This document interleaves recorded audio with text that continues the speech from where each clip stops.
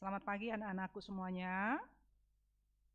Kita bertemu kembali pada pagi hari ini untuk melanjutkan pembelajaran kita biologi, yaitu tentang metabolisme lanjutan.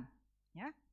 Sebelumnya, jangan lupa berdoa dulu, isi absen dulu ya.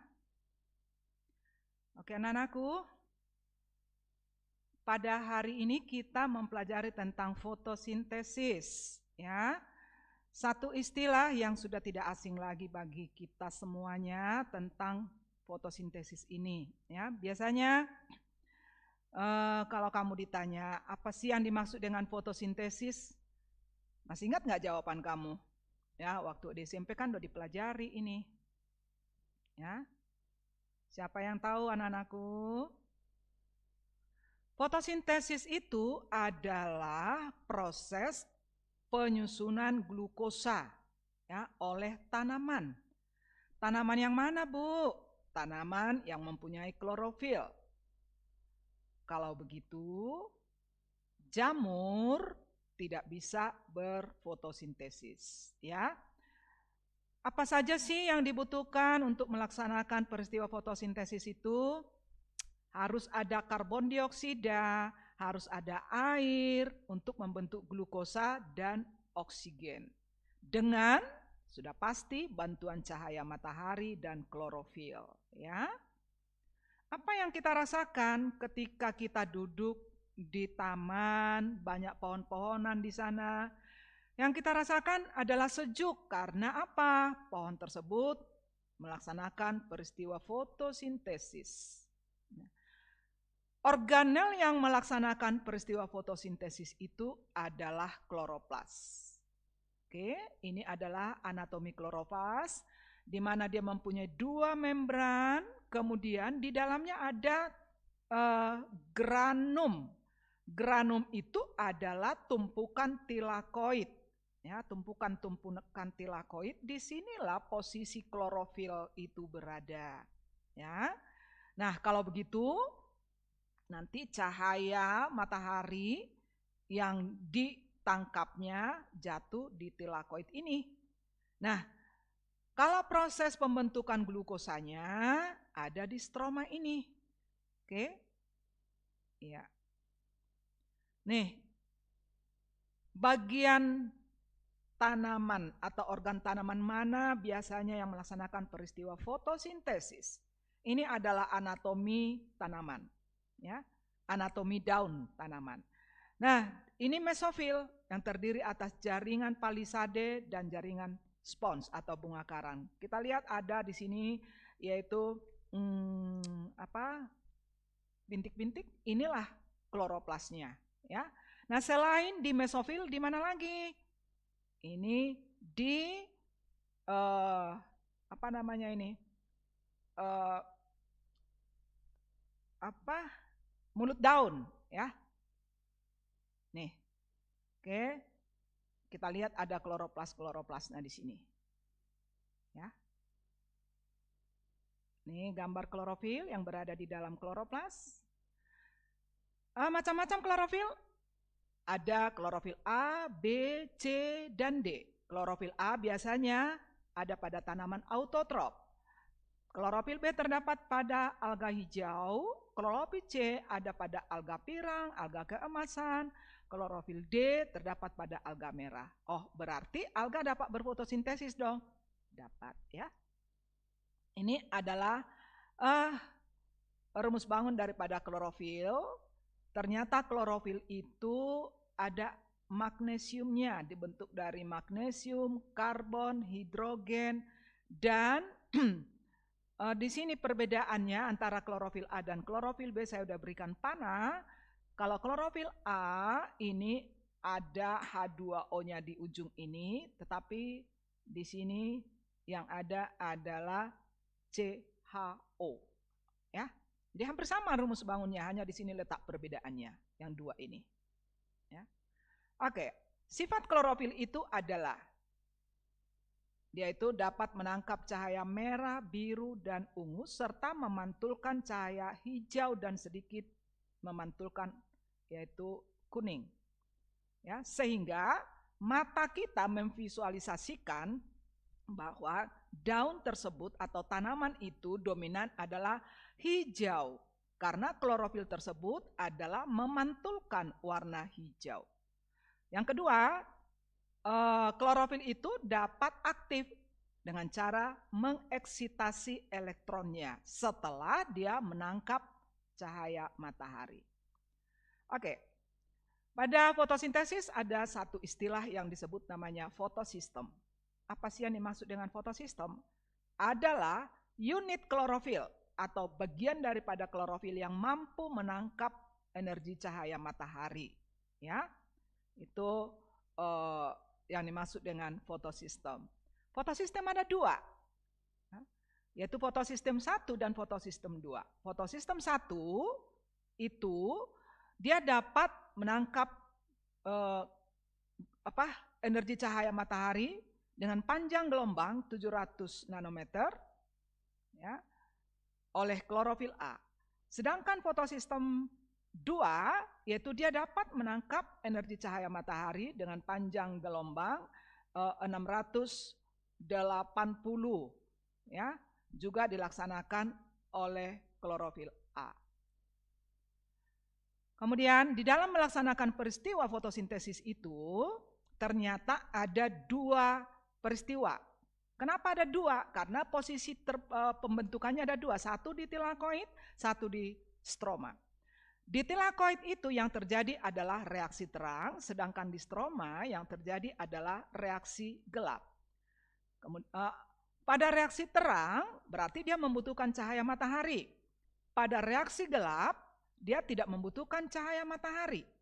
Jadi bukan berarti fotosintesis reaksi gelap itu dilakukan pada malam hari, tidak.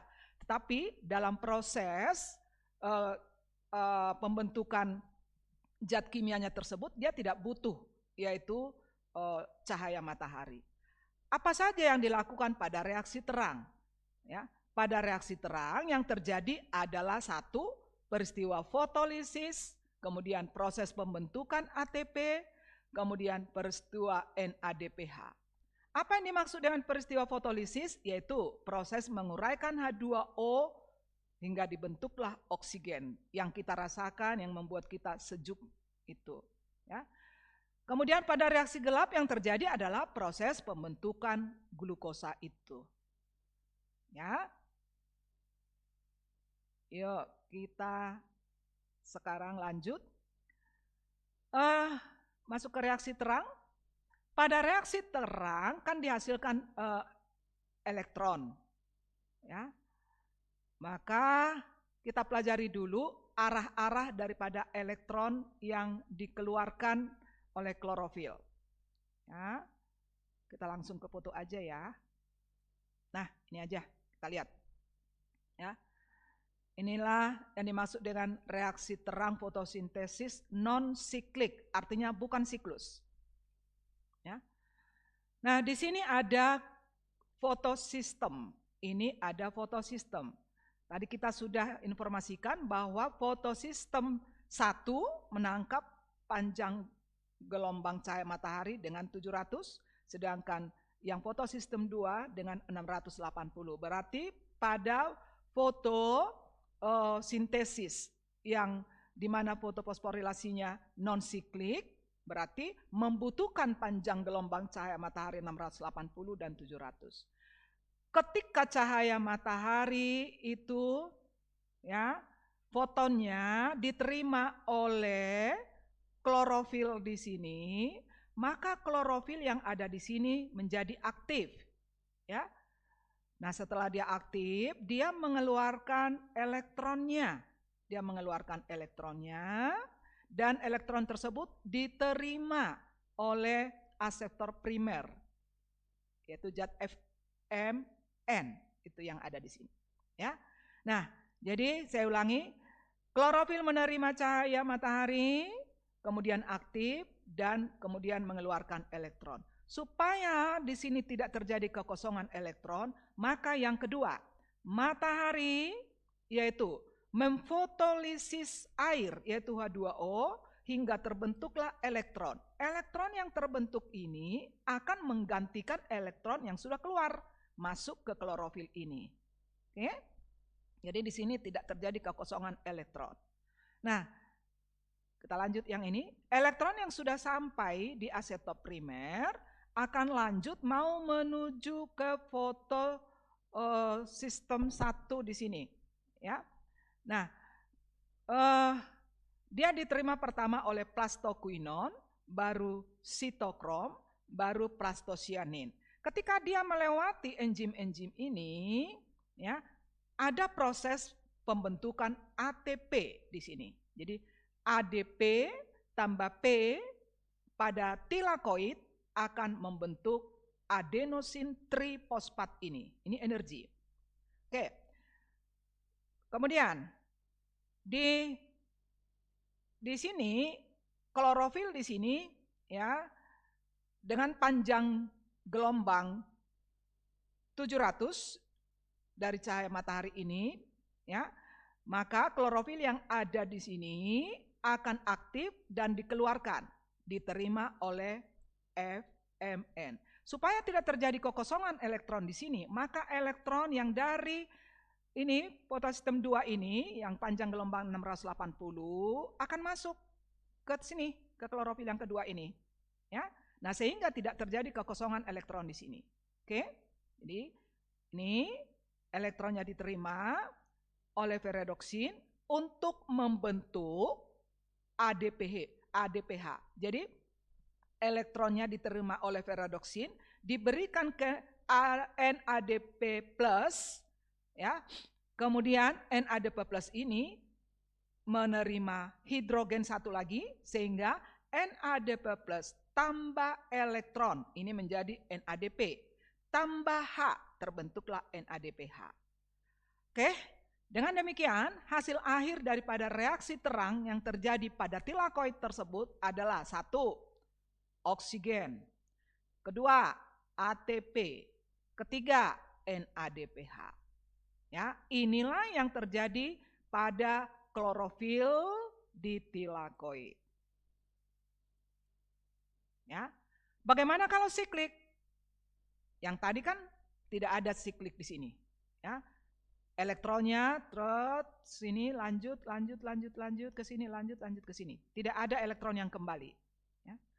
Kalau ini, ya, pada fotofosforilasi siklik, elektronnya itu, aliran elektronnya itu dari sini, dari klorofil ini menerima cahaya, kemudian mengalami eksitasi, diterima oleh aseptor, diterima oleh ferredoksin, diterima oleh enzim sitokrom, diterima oleh plastoquinon, kembali lagi ke klorofil di sini, ya, siklik.